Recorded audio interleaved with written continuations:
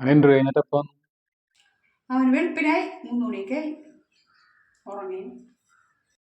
ഇന്റർവ്യൂവിന് പോയിട്ട് ഒന്ന് പറഞ്ഞ ഇന്റർവ്യൂ കുഴപ്പമില്ല, നന്നായിരുന്നു പറഞ്ഞു. പോസിറ്റീവായിട്ടുള്ള റെസ്പോൺസാണ് അവർ പറഞ്ഞത് എന്ന് പറഞ്ഞു. എന്ന് വെച്ചാല് നമുക്ക് പ്രതീക്ഷിക്കാം, ചിലപ്പോൾ കിട്ടും, എന്നാലും ഒരു 90% കിട്ടും എന്നാണ് അവൻ പറയണത്. കിട്ടായിരിക്കും അല്ലേ? കിട്ടുമായിരിക്കും, നമുക്ക് പ്രാർത്ഥിക്കാനല്ലേ പറ്റുള്ളൂ. കിട്ടിയാൽ മതിയായിരുന്നു. എങ്ങനെ പിടിച്ചിട്ടേ രണ്ടായിട്ടാണ് കൂട്ടിമുട്ടാൻ പറ്റണില്ല. അവനെന്തെങ്കിലും കിട്ടണമെങ്കിൽ പിന്നെ അതൊരാശ്വാസമല്ലേ.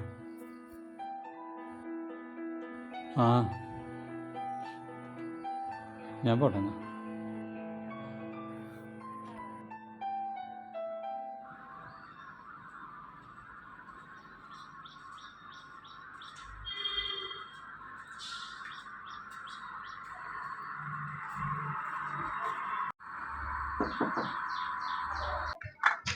എന്താട്ടാ?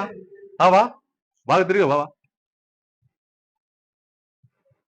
അതെ, ഞാൻ വേറെ ഒന്നല്ല, ഞാൻ കൊച്ചിന് ഇന്റർവ്യൂവിന് പോകാനായിട്ട് അജിരുന്ന് പൈസ മേടിച്ചിട്ടുണ്ടായില്ല, അതറിയാൻ വേണ്ടി വന്നാണ്. പണി കഴിഞ്ഞ് വന്ന വഴിയാണ്. ചേട്ടാ അത് കുഴപ്പമില്ല. എന്നാട്ടാ ചേട്ടനിപ്പോ ഒരുപാട് ചെലവുണ്ടാവൂലേ? കൊച്ചിന്റെ ഭർത്താവൊക്കെ ഒരുപാട് പൈസ ചെലവുണ്ടാവൂലേ? ഇല്ലെങ്കിൽ പിന്നെ മതി, കുഴപ്പമില്ല.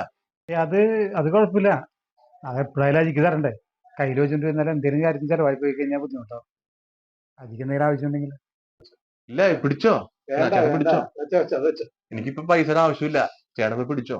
മേടിച്ചാൽ പിന്നെ തന്നു കഴിഞ്ഞാൽ ഒരു സമാധാനമായി. അതുകൊണ്ടാ. മോനെ ഇന്റർവ്യൂ ആയിട്ട് റെഡിയാവോ? ഒന്നും പറഞ്ഞില്ല, ഞാൻ പോരും പങ്കിടന്ന് ഉറങ്ങിയേ. ഞാൻ പിന്നെ അത്രയും താമസിച്ചല്ലേ വന്നത്. വെളുപ്പിനാണ്ട് 1 മണി 2 മണിയായപ്പോഴാണ് വന്നത്. ഞാൻ പിന്നെ വിളിച്ച് ചോദിച്ചൊന്നുമില്ല. നാളെ അമ്മയുടെ അടുത്ത് പറയുന്നു പറയാം, ചിലപ്പോൾ കിട്ടുമെന്ന് പറയാം. നമുക്ക് വേറെ ഒന്നുമില്ല ജി, നമുക്കിപ്പോ പട്ടിണിയാണ്, അല്ലെങ്കിൽ വീട്ടിലൊന്നും ഇപ്പൊ കഴിക്കാനില്ലെങ്കിൽ നമുക്ക് പച്ചവെള്ളം കുടിച്ച് മുണ്ട് മുറുക്കി കുത്തി നമുക്ക് വീട്ടിൽ കിടക്കാം. അമ്മ ആരോടും നമുക്ക് കണക്ക് പറയേണ്ട, ആരോടും ബോധിപ്പിക്കാൻ വേണ്ട. പക്ഷെ കടങ്ങൾ ഉണ്ടായി കഴിഞ്ഞാൽ സഹിക്കാൻ പറ്റില്ല. നമുക്കൊരു രീതിയിലും കിടന്നിട്ട് ഉറങ്ങാൻ പോലും പറ്റില്ല. കാരണം അവരെയും കുറ്റം പറഞ്ഞിട്ടില്ല, നമുക്ക് പണി ഉണ്ടാവിച്ചിട്ട് നമ്മൾ ഈ പൈസ മേടിക്കുന്നത്. ചിലപ്പോൾ പണി ഉണ്ടാവില്ല, ചിലപ്പോൾ പിള്ളേർ എന്തെങ്കിലും അസുഖങ്ങൾ വരും, അല്ലെങ്കിൽ പിള്ളേർക്ക് എന്തെങ്കിലും പ്രശ്നങ്ങൾ വരും. അപ്പോൾ നമുക്കിത് കൊടുക്കാൻ പറ്റാതെ വരും. എത്ര വെച്ചിട്ട് നമ്മൾ അവരോട് അവധി പറയണത്. അത് നമുക്ക് പറഞ്ഞു നമുക്കൊരു ബുദ്ധിമുട്ടാവും. അതാണ് ഏറ്റവും വലിയ നാണക്കേട്. അതാണ്, അല്ലാണ്ട് വേറെ. ചേട്ടാ എല്ലാം ശരിയാവട്ടാ. ഇപ്പൊ ചേട്ടൻ താമസിക്കുന്നത് വാടക വീട്ടിലല്ലേ? അപ്പൊ മോനൊരു ജോലി എടുക്കഴിഞ്ഞാല് എല്ലാം ശരിയാവും, സ്വന്തം വീട്ടിൽ കിടക്കാം.